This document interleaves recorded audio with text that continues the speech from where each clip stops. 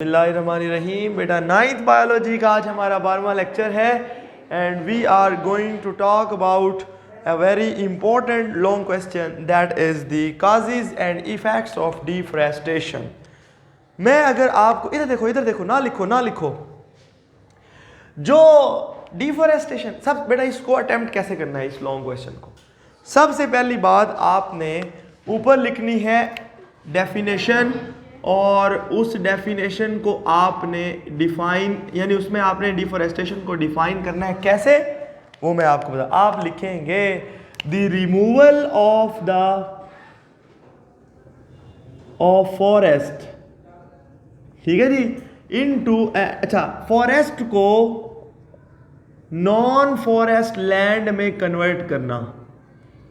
Non forest में जंगल को काट के उसकी जगह पे उसको काट के उसकी और जो भी और तरीके करने हो वो करना, लेकिन उस पे जगह पे जंगल ना रहने देना। इधर देखो, समझ आ गई बेटा बात की। ये है the removal of the trees to convert the forest into the non forest land. ये है बेटा जी डिफॉरेस्टेशन। अब इस डिफॉरेस्टेशन की वजह क्या है, क्योंकि हम क्यों इन कामों पे तुले हुए हैं कि हम जो है वो जंगलात को काटे जा रहे हैं। दूसरे नंबर पे बेटा शोर मत करो। दूसरे नंबर पे हम उसके इफ़ेक्ट्स देखेंगे कि उन वजहों यानी पहले हम काजिज पढ़ेंगे कि डिफॉरेस्टेशन क्यों हम कर रहे हैं। इंसान ही कर रहा है ना, और कोई गाय तो खुद दरख्त नहीं ना काट रही। तो दूसरे नंबर पे इसके इफ़ेक्ट क्या आ रहे हैं, इन्वायरमेंट को क्या नुकसान हो रहा है। ठीक है जी। तो सबसे पहली बात बेटा, अगर हम ऊपर आपने डिफॉरेस्टेशन की डेफिनेशन लिखनी है पूरी, उसके बाद आपने बेटा काजिज की बात करनी है। और काजिज में कुछ पॉइंट्स मैं आपको बताता हूं। ना लिखो, इधर देखो मेरी तरफ, सिर्फ आप समझे, सारा कुछ आपको लिखने को मिल जाएगा बाद में, ठीक है। सिर्फ आपने मेरी तरफ देखना है बस। काजेज में बेटा मुझे जो असल मेन काज है ना, वैसे इंसान क्यों फॉरेस्ट काटता है सर? इंसान जो है वो टिम्बर लेने के लिए, लकड़ी लेने के लिए, इंसान जो है वो दरख्तों को काटता है हाउस बिल्डिंग के लिए, अपने घर बनाने के लिए वो दरख्त काट देता है। सही बात है। जंगल काटता है to produce the agricultural land, यानी एग्रीकल्चर की जो लैंड है ताकि मैं इस पे फसलें उगा सकूं, इंसान इसलिए जंगल काटता है। रोड्स बनाने के लिए जंगल काटता है, ठीक है। इसके अलावा बेटा इंसान माइनिंग के लिए जंगल काटता है। दरख्त जो पहाड़ों के ऊपर जो जंगल लगे होते हैं, इंसान कहता है यहाँ पे जो पहाड़ है ये तो इसमें तो पत्थर है और उनमें बहुत सारी अच्छी अच्छी धातें, मुझे मिनरल्स मिल सकते हैं। इंसान दवा उसको काट के माइनिंग करता है, ब्लास्ट करवाता है, वो सारी रेत होती है उसको उठा के फैक्ट्रियों में ले आते हैं, वहाँ उसमें से काम की चीज़ें निकालते हैं और बाकी सारी ज़ाया कर देते हैं। तो ये कुछ वो वजह हैं जो इंसान, जिन मकासिद के लिए इंसान जंगलों को काटता है। एक तो ये होती है। दूसरा, अच्छा ये तो देखें ना, एक चीज़ होती है जो सामने नज़र आ रही है, एक है उसके पीछे वजह क्या है। उसके पीछे बेटा एक वजह ही है जिसको हम कहते हैं इंसानों की पॉपुलेशन बढ़ गई है, जिसको हम कहते हैं ओवर पॉपुलेशन। क्योंकि इंसान जब ज़्यादा होते हैं तो उनकी ज़रूरत के लिए लकड़ी भी ज़्यादा चाहिए होती है, उनको घर भी ज़्यादा चाहिए होते हैं, उनके लिए भाई अपना जो है फर्नीचर भी ज़्यादा चाहिए, वो वेस्ट मटेरियल भी उतना ज़्यादा प्रोड्यूस करेंगे, उनके लिए एग्रीकल्चरल लैंड भी उतनी चाहिए। जिस हिसाब से हमारे मुल्क में एग्रीकल्चर की जो ज़मीन थी जहाँ फसलें उगाई जाती थी, उसको काट के उसको ज़ाया कर उसकी जगह सोसाइटियाँ बन रही हैं। अल्लाह ना करे ऐसा टाइम आ जाए कि हमें पहाड़ों पे भी कुछ खाना उगाना पड़े, वरना हमारे पास खाने को भी कुछ नहीं होगा और हम सो कॉल्ड एग्रीकल्चरल कंट्री कहते हैं खुद को। सही है। जब भी आप कभी कोई बड़ी पोस्ट पे जाएं तो स्टॉप दिस इमीडिएटली कि भाई आप शहर या सोसाइटियाँ ऐसी जगह पे बनाएं जहाँ पे एग्रीकल्चरल लैंड ना हो, वरना तो हम सारे की सारी एग्रीकल्चरल लैंड को तबाह कर देंगे और उसके ऊपर घर बना के रह लेंगे, और जो खाना होगा वो कहाँ से आएगा, फिर बाहर से इंपोर्ट करेंगे क्या। सही है। तो ये नुकसान है। अभी तक अगर हमारे मुल्क पे बहुत भी पाबंदियाँ लग जाए ना, तो हम कम से कम अपना खाना तो खुद उगा सकते हैं, पर अगर यही सूरत हाल रही तो फिर इधर से भी गए। ठीक है जनाब, तो ये आपको लग गया पता कि ये कुछ वजह हैं। इसके अलावा बेटा डिफॉरेस्टेशन की कुछ और वजह भी होती हैं। मसलन कोई लैंड स्लाइडिंग, कोई बड़े पैमाने की, ये कुदरती वजह है। लैंड स्लाइडिंग हो गई, वो बहुत सारा जंगल जो है वो सारे के सारे पहाड़ी, वो एक पूरा एरिया किलोमीटर 2 किलोमीटर 3 किलोमीटर का वो सारा, ठीक है, और दफन सा हो गया। अब वो एक, फिर इसी तरह जो आग यानी फॉरेस्ट फायर जो होती हैं, जो हर साल कई दुनिया में, अभी पिछले साल इसी साल बल्कि ऑस्ट्रेलिया में लगी थी, उससे पहले भी एक वो, ये 2020 दुनिया में बड़ा वर्स्ट साल गुजरा है। सही है, कुछ जंगें हो गई, कुछ जंगें होते होते बच गई, कुछ ऊपर से ये कोरोना वायरस आ गया, फिर जंगलों में आग, फिर कैलिफोर्निया में, अमेरिका में भी आग लगती है, अक्सर लगी जाती है, अक्सर खबरें। तो ये इसकी वजह से भी डिफॉरेस्टेशन होती है। ये कुछ दो नेचुरल वजह हैं, लेकिन ये फॉरेस्ट फायर्स होती रहती हैं, इनको कंट्रोल बड़ी मुश्किल से किया जा सकता है। तो ये बेटा आपको लग गया पता कि सर इंसान चूंकि ज़्यादा हो रहे हैं तो उनको ये चाहिए, फिर ये चाहिए, फिर ये चाहिए, फिर ये जो लिस्ट मैंने चीज़ें बनाई हैं, अब इन वजहों से इन तरीक़ों की, यानी इंसान इन मकासद के लिए ये काम करता है जो उसे नहीं करना चाहिए। बेटा सही है, डिफॉरेस्टेशन पता लग गई, उसकी काजेज़ पता लग। अब आप हर एक काज के ऊपर एक एक लाइन भी बनाएं या दो दो लाइनें भी बनाएं तो आप खुद सोचें कि ये हाफ लॉन्ग क्वेश्चन कितना बड़ा हो जाएगा। ठीक है जी, अब आते हैं बेटा जी इसके इफेक्ट्स के ऊपर कि यानी इन वजहों से जो हम ये काम कर रहे हैं उससे हमारे इन्वायरमेंट को डायरेक्ट या इनडायरेक्ट क्या नुकसान उठाना पड़ रहा है। सबसे पहली बात वो अगर आप गौर करें तो बेटा जी नंबर 1, जब ट्रीज रिमूव होते हैं ना, तो अगर आप गौर करें, पहले सबसे पहली बात यह कि जो दरख्त होते हैं वो बेटा ज़मीन को, उनकी जो जड़ें होती हैं ना, वो ज़मीन को पकड़ के रखती हैं। आपको नींद आ रही है? ठीक है जी। तो जो ट्रीज होते हैं, यानी ट्रीज, उनकी जो रूट है, tree roots, they hold the soil particles. ये नॉर्मल है, अच्छी बात है, क्योंकि इसकी अगर ये दरख्तों ने ज़मीन को पकड़ के रख, आप गौर करें, आप अगर घर के अंदर, आपके घर में कोई कच्ची जगह हो, आप पानी का पाइप वो जो आ रहा है, पानी आ रहा है, आप उसको ऊपर ऐसे ज़ोर से मार दें, सारी मिट्टी ऊपर से उखड़ जाती है।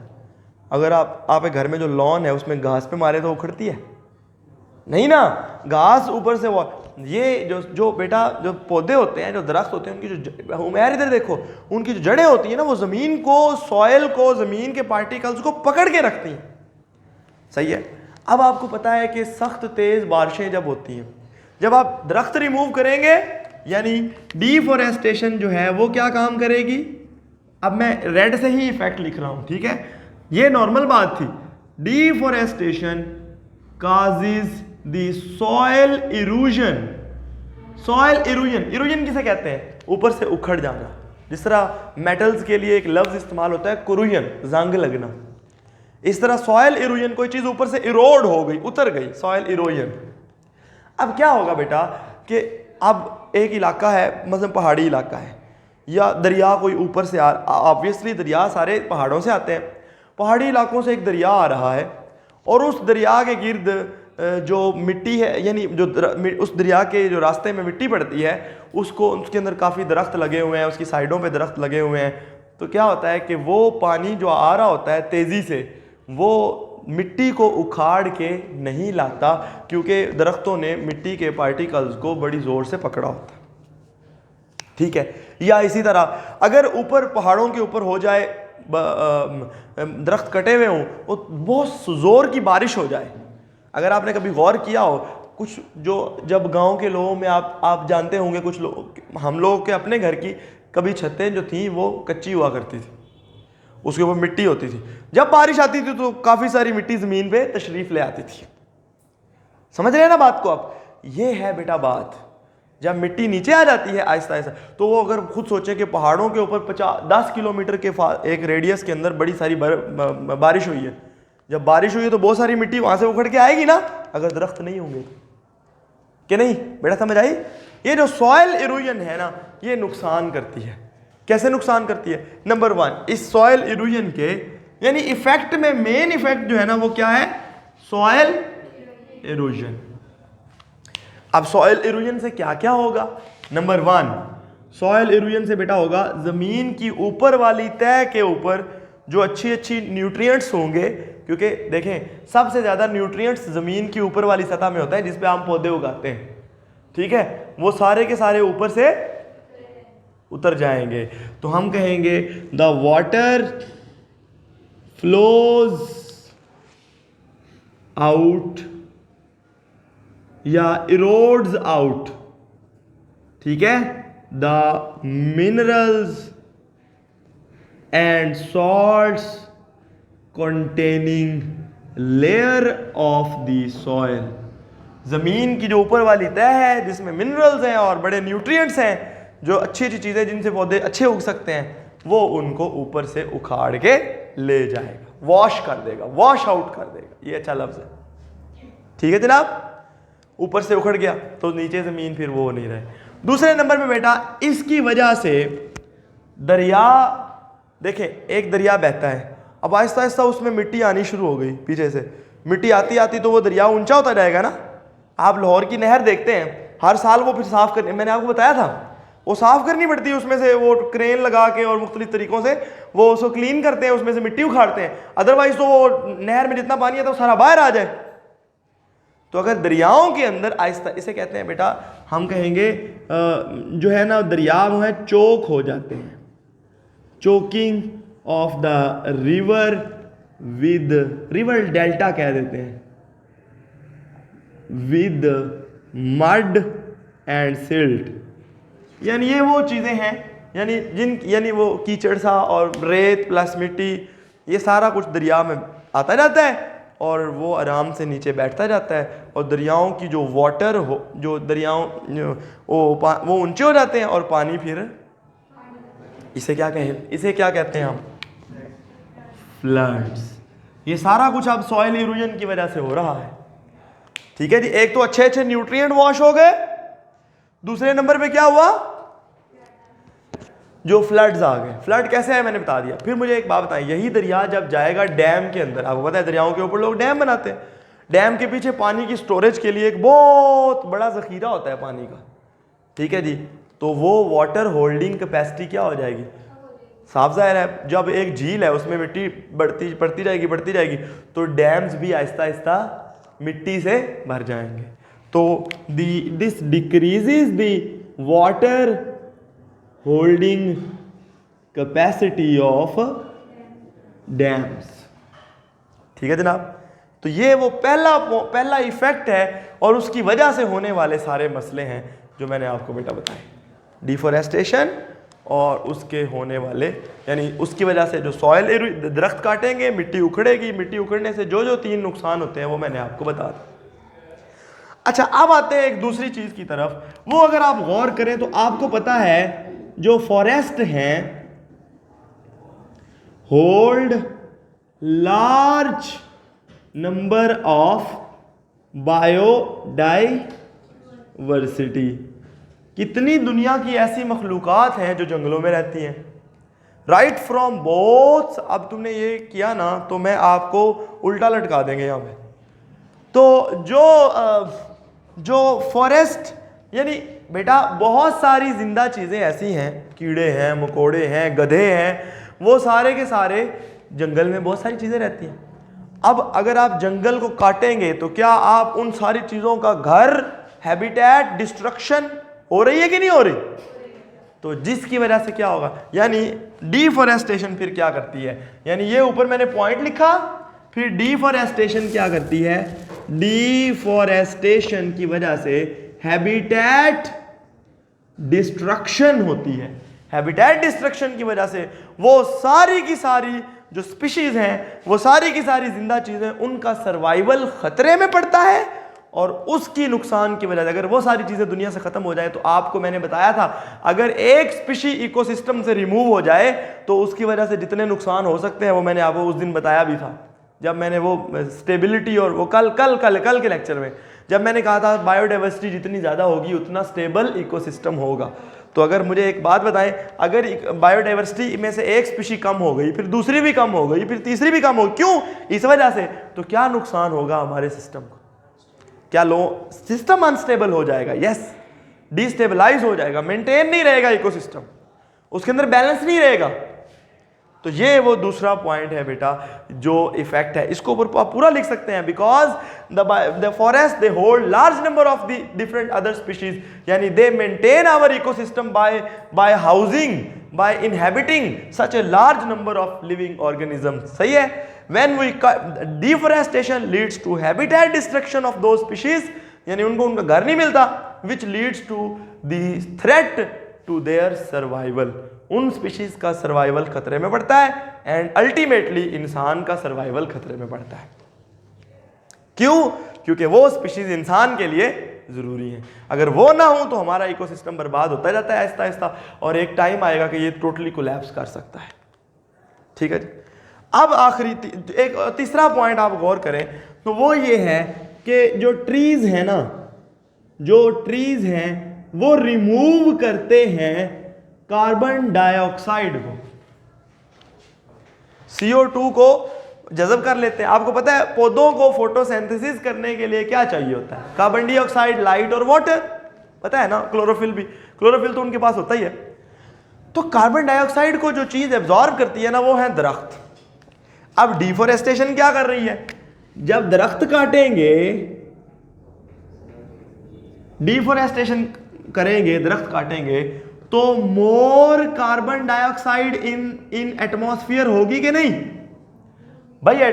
देखे ना, दरख्तों ने कार्बन डाइऑक्साइड रिमूव करनी है, आपने दरख्त ही काट दिए तो कार्बन डाइऑक्साइड आप पिएंगे नहीं ना, तो वो कार्बन डाइऑक्साइड तो रिमूव हो जाएगी सारी, मतलब वो इकट्ठी हो जाएगी। तो बेटा असल में होता ये है, खुद को कार्बन डाइऑक्साइड की एक खसूसियत है, अगर ये ज़मीन है ना, कार्बन डाइऑक्साइड इस जगह पे खड़ी हो जाती है नीचे नीचे, क्योंकि कार्बन डाइऑक्साइड भारी है, हवा से भारी गैस होती है, और ग्रेविटी की वजह से ये ज़मीन के गिर्द गिर्द रहती है, ये ऊपर नहीं उड़ती। दूसरी गैसेज ऊपर उड़ जाती ज़्यादा, ये इतना ज़्यादा ऊपर नहीं जाती। इवन कार्बन डाइऑक्साइड को एक बर्तन से दूसरे बर्तन में भी आप उंडेल सकते हैं। समझ गए आप बात को? तो बेटा असल में ये भारी गैस है, सही है, और जो भारी गैस होती है वो ज़मीन के गिर्द। फिर इसके अंदर एक और खुसूसियत है, सूरज की रोशनी की शुआएं जब ज़मीन से टकराती हैं ना इधर उधर, तो वो हीट प्रोड्यूस करती हैं। क्या प्रोड्यूस करती हैं? वो हीट को जज़ब करने की सलाहियत है कार्बन डाइऑक्साइड में।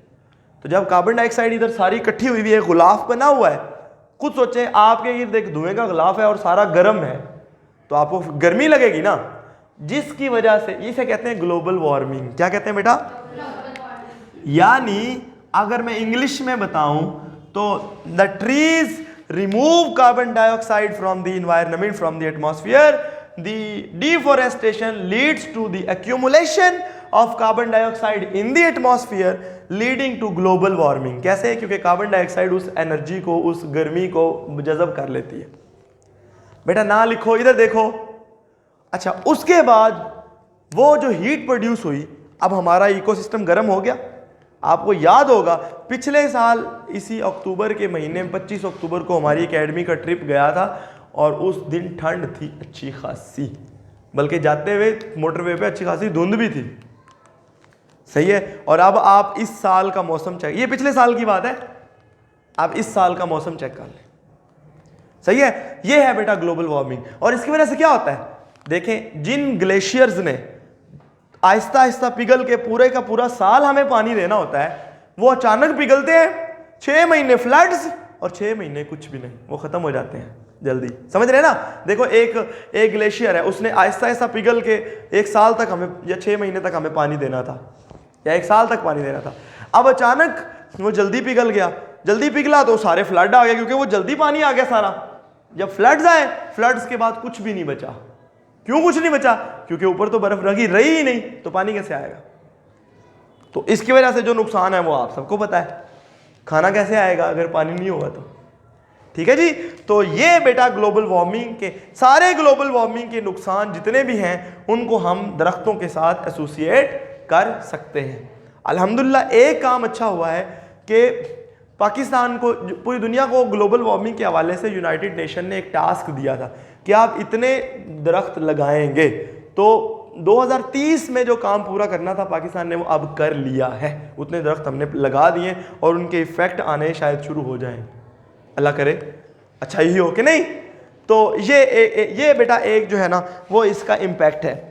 उसके अलावा अगर हम बात करें तो एक बात और होनी चाहिए, वैसे ये सारी बातें तकरीबन हो गई हैं, इसमें कोई बेटा जी बात है, 3 मेन पॉइंट थे और उनकी वजह से जो जो नुकसान होते हैं, इनकी वजह से फ्लड्स आते हैं और सॉइल इरोजन होती है, दरिया चौक हो जाते हैं, जो डैम है उनकी कैपेसिटी कम हो जाती है, इनकी वजह से बायोडाइवर्सिटी रिमूव होती है। बायोडाइवर्सिटी रिमूव होती है तो हमारा सिस्टम डिस्टेबलाइज हो जाता है, प्रॉपर नहीं रहता। और तीसरे नंबर पे ग्लोबल वार्मिंग होती है कार्बन डाइऑक्साइड के बढ़ने की वजह से, और उसके जो नुकसान हैं वो हम सबको पता हैं। कोई सवाल है बेटा? अब एंड में एक पॉइंट है वो इससे सेपरेट है, दैट इज़ ओवर हंटिंग। उसके बारे में मैंने कल भी आपको बातें बता दी थी कि किन किन चीज़ों की ओवर हंटिंग होती है और क्यों होती है और क्या किस किस तरीक़ों से होती है। मेरे ख्याल में उसके ऊपर तबसरा करना अब ज़रूरी नहीं है, आप जब उसको पढ़िएगा उसमें कोई सवाल हो तो मुझसे पूछिएगा। जी बेटा इसको रीड करें। एक पॉइंट इसमें रह गया था, दैट इज़ के ये देखें, अगर आप गौर करें तो वो चौथा पॉइंट है कि जो फॉरेस्ट है they provide timber and industrial material and wood and medicine and food, a lot of thing. दरख्त हमें क्या क्या नहीं देते, फूड देते हैं, हम उनसे फल खाते हैं जनाब। इसके अलावा वो हमें लकड़ी मिलती है, लकड़ी 2 तरह की, जलाने वाली लकड़ी भी और टिम्बर भी, जो फर्नीचर बनाने के लिए और घर बनाने के लिए इस्तेमाल होती है। और इंडस्ट्रियल मटेरियल भी बहुत सारा, कुछ रेजन्स और रबड़ और फलां और ढमका, और दवाइयाँ भी बहुत सारी हम दरख्तों से लेते हैं। तो मुझे एक बात बताएं, हर मुल्क की इकॉनमी में दरख्तों का एक अच्छा खासा रोल होता है। आप खुद सोचें कि एक दियार लकड़ी है पाकिस्तान के अंदर और उसको अब लोग धड़ाधड़ काट रहे हैं, हालांकि गलत है। अगर उसको उगाएं भी उतना ना तो दियार बेसिकली इट्स अबाउट 10,000 रुपये फुट ये लकड़ी है, बड़ी अच्छी, इसको घुन नहीं लगता, इसे दरवाजे खिड़कियां बनते हैं, बड़ी बड़ी अच्छी होती है। तो बताने का सिर्फ मकसद ये है कि ये सारा कुछ जो हमारी इकॉनमी में इस्तेमाल हो रहा है, हमें इतने पैसे मिल रहे हैं दरख्तों की वजह से, अगर हम जितने दरख्त काटे हैं उतने और भी लगाएं, वही वाले लगाएं, तो हमें फिर तो कोई मसला नहीं है, ठीक है। लेकिन अगर दरख्त का आप खुद सोचें कि डेवलपिंग कंट्रीज पाकिस्तान, इंडिया, ऐसे जो मुल्क हैं, इनके अंदर तकरीबन 3 बिलियन लोगों की ज़िंदगी वो खाना और पकाने के लिए और अपने आप को गर्म करने के लिए, वो कुकिंग के लिए वो लकड़ी इस्तेमाल करते हैं। आपको भी पता होगा किसी दौर में लोग लकड़ी जला के खाना पकाया करते थे, आजकल तो शहरों में गैस आ गई, गाँव में तो अभी भी यही होता है। कभी घर में वो गली में वो देग पक रही हो तो किस तरह बनती है, लकड़ियाँ ही जलाते हैं ना, गैस तो बहुत कम है। तो जो वो लोगों का क्या बनेगा, और इकॉनमी में जो दरख्तों का रोल है, जो पैसे आ रहे हैं, उसका क्या बनेगा अगर डिफॉरेस्टेशन करते जाएंगे तो। और आखिर में एक और पॉइंट बेटा वो ये होता है, what is the control of deforestation. Sir फिर हमें क्या करना चाहिए, सही है ना, व्हाट टू डू नाउ, सही है जी। उसके बेटा ये सारे मकसद के 2 तरीके हैं, 3 इसमें बुनियादी स्टेप हैं, 2 अहम है और एक जनरल सी बात है। पहली बात, ये गवर्नमेंट आइडेंटिफाई करे कि ये जंगल की हमें सख्त ज़रूरत है और उस एरिया में दरख्तों के काटने पे टोटल पाबंदी लगाए। तो बैन ऑन वुड कटिंग, और सिर्फ उन इलाकों में जहाँ पे दरख्तों की कमी हो रही है, वरना आप काट के नए लगाते रहें। तो बैन ऑन वुड कटिंग, जो उन एरियाज में जहाँ बड़ी सख्त ज़रूरत है दरख्तों की, उधर नहीं काटने चाहिए। नंबर 2, एक चीज़ होती है बेटा रीफॉरेस्टेशन, और एक होती है एफॉरेस्टेशन। क्या होती है? एफॉरेस्टेशन। ये मैं आपको बता देता हूं। एफॉरेस्टेशन का मतलब ये होता है कि नॉन फॉरेस्ट जो था ना, उसको वापस फॉरेस्ट में कन्वर्ट, जहां पे दरख्त नहीं थे पहले, यानी नए जंगल उगाना। जिस तरह छांगा मांगा का जंगल सारे का सारा इंसानों ने खुद उगाया, ये आर्टिफिशियल गवर्नमेंट ने बनाया, मसनूई जंगल। तो जिन जगहों पे जंगल नहीं था, जगह है तो वहां पे उगा दो। मसलन पाकिस्तान की ये जो जितनी मोटरवेज और जीटी रोड्स हैं, उनके साथ साथ आप जंगल ही जंगल उगा दें, रेलवे लाइन के साथ साथ जंगल ही जंगल उगा दें। अब इसका फ़ायदा क्या होगा कि एक तो मिट्टी घटा, और दूसरा उधर गाड़ियों के चलने से जितनी कार्बन डाइऑक्साइड प्रोड्यूस होगी वो कवर अप रहेगी, तीसरा देखने में भी अच्छा लगेगा। समझ गए? यानी सारी रोड साइड्स पे जो बड़ी बड़ी रोड्स हैं पाकिस्तान, और गवर्नमेंट को ऑफिशियल तरीके से ये करना चाहिए। फिर किसी दौर में जितनी नहरें होती थी उनकी गिर्द भी दरख्तों की बड़ी एक बहुत ज़्यादा कतार होती थी, सही, काफ़ी दूर दूर, यानी 100 फुट एरिया होता था चौड़ा, इतने में दरख्तों की बेल्ट चलती थी। अब वो नहीं है, लोगों ने काट कूट दिए। तो क्या करना चाहिए कि हर वो नहर के साथ साथ जो है सड़कों के साथ साथ बड़ी सड़कें, जो मुल्क की बहुत बड़ी बड़ी सड़कें हैं, और उसके अलावा जो रेलवे लाइंस हैं उनके साथ साथ दरख्त लगा देने चाहिए। पहले वहाँ पे नहीं भी हो तो लगा देने चाहिए। इसे कहते हैं एफॉरेस्टेशन, यानी जिस जगह पे पहले जंगल नहीं था, the conversion of the non forest into the forest land, या the growing of the trees on the area where there were no forest before. सही है। और दूसरी बात होती है बेटा रीफॉरेस्टेशन, जहाँ से पहले जंगल था कट गया उस जगह नया लगा दो। सही है। तो ये 3 पॉइंट है जिससे हम, ये पॉइंट रह गए थे, अच्छा हुआ मुझे याद आ गई, अब दोबारा इसको हम फाइनल कर दें।